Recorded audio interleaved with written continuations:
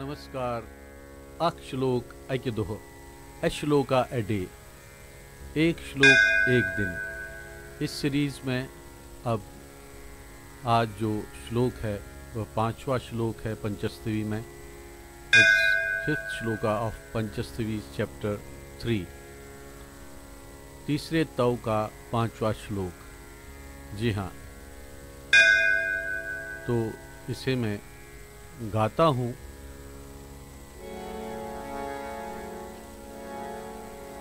एतं किं नु दृशा पिबाम्युत विश्याम्यस्य मङ्गलं मङ्गैः निर्जयैः किं वां निगलाम्यनेन सहसा वैकतमाश्रये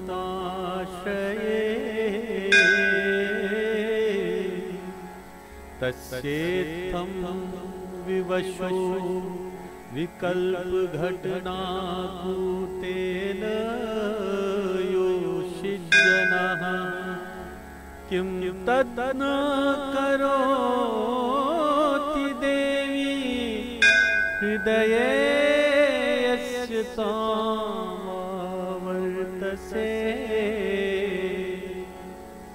एतं किं नु दृशा पिबाम्युत विशाम्यस्य मङ्गैः निर्जयैः किं वां निगलाम्यनेन सहसा किं वैकतमाश्रये तस्येत्थं विवशो विकल्पघटनाकूतेन योषिजनः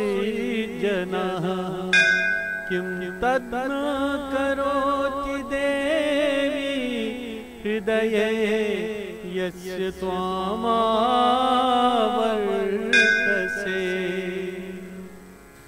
अर्थात, हे देवी, जिस भक्त के हृदय में आप बार बार आकर वास करती हो, अपने अनुग्रह का संचार करती हो, इस भक्त को क्या निश्चय ही नेत्रों द्वारा पी जाऊं, टिकटिकी की बांध कर देखती रहूं, अथवा इसके अंग में अपने अंगों से प्रवेश करूं, आलिंगन होकर एकता प्राप्त करूं, या क्या इस पुरुष को निगल जाऊं, इसको अपने स्वरूप से अभिन्न बनाऊं, या क्या इस पुरुष के साथ जल्दी ही तत्क्षण ऐक्य भाव का आश्रय लूं।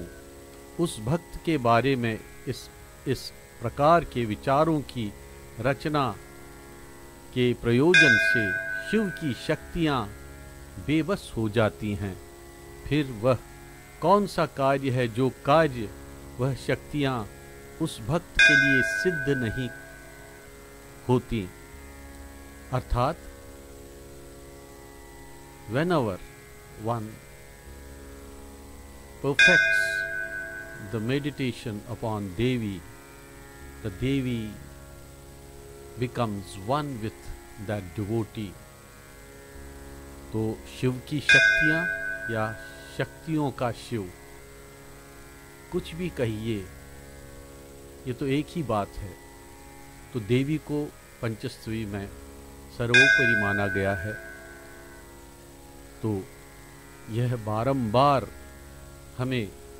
हम सभी कश्मीरियों को, सभी भारतवासियों को, क्योंकि पंचस्तवी का विस्तार संपूर्ण देश में पाया गया है और इसके बारे में कोई निश्चित तौर पे नहीं कह सकता कि जो इनके ऑथर हैं, राइटर हैं, लेखक हैं, कवि हैं, भक्त हैं, अखंड भक्त हैं महात्रिपुर सुंदरी के, वो किस प्रांत, किस क्षेत्र के थे।